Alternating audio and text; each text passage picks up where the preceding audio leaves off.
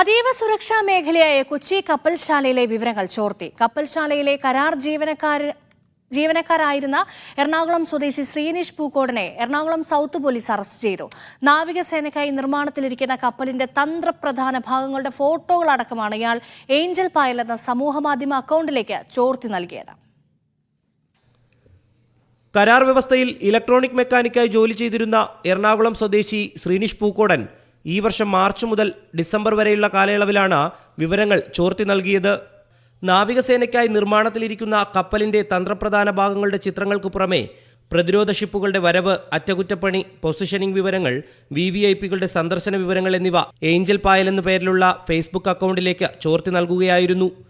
Intelligence ബ്യൂറോയുടെയും കപ്പൽശാലയിലെ ആഭ്യന്തര സുരക്ഷാ അന്വേഷണ വിഭാഗത്തിന്റെയും പരിശോധനയിൽ ഇക്കാര്യം സ്ഥിരീകരിച്ചതിന് പിന്നാലെയാണ് കൊച്ചി കപ്പൽശാലയിലെ സെക്യൂരിറ്റി മാനേജർ എറണാകുളം സൗത്ത് പോലീസിന് പരാതി നൽകിയത്. പരാതിയിൽ ഔദ്യോഗിക രഹസ്യ നിയമപ്രകാരം കേസെടുത്തതിന് പിന്നാലെ ശ്രീനിഷ് പൂക്കോടിനെ പോലീസ് കസ്റ്റഡിയിലെടുത്ത് ചോദ്യം ചെയ്തു. ചാറ്റിംഗിലൂടെ സൗഹൃദത്തിലായതിനു ശേഷം അക്കൗണ്ട് കൈകാര്യം ചെയ്തിരുന്ന ആൾ ആവശ്യപ്പെട്ടത് പ്രകാരമാണ് ചിത്രങ്ങളടക്കം അയച്ചു നൽകിയതെന്ന് പ്രതി മൊഴി നൽകി.